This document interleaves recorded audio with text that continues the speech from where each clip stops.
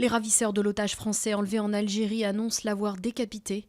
Le groupe lié à l'organisation État islamique a diffusé une vidéo montrant la décapitation d'Hervé Gourdel, un guide de haute montagne de 55 ans, enlevé dimanche en Kabylie. Ses ravisseurs avaient menacé de le tuer sous 24 heures si la France ne cessait pas ses frappes en Irak, ultimatum que Paris a rejeté.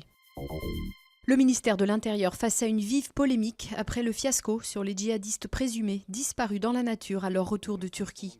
Les 3 hommes se sont finalement rendus à la gendarmerie dans l'Hérault, où ils ont été placés en garde à vue. Mais comment ont-ils pu échapper au contrôle à l'aéroport de Marseille?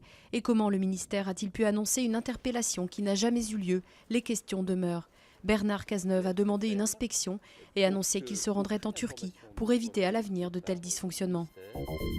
Au 10e jour de grève à Air France, les pilotes et la direction semblent prêts à reprendre les négociations pour tenter de résoudre le conflit. La confusion règne depuis ce matin autour du sort de la filiale à Bakou Transavia, le gouvernement évoquant son abandon, tandis que la direction continue de parler de suspension. Au siège de la compagnie aérienne à Roissy, plusieurs centaines de salariés d'Air France ont manifesté pour dire non à la grève.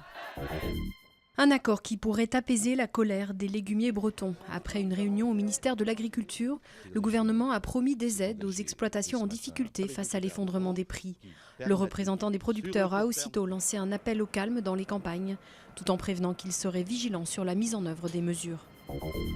Le Shinkansen fête ses 50 ans. Bien avant le TGV français, le 1er octobre 1964, le premier train à grande vitesse japonais s'élançait sur les voies au départ de Tokyo. La mise en service du Shinkansen fut un symbole de la fulgurante ascension technique et économique de l'archipel, où il est devenu culte. En un demi-siècle de bons et loyaux services, il a transporté plusieurs milliards de passagers et sans accident grave.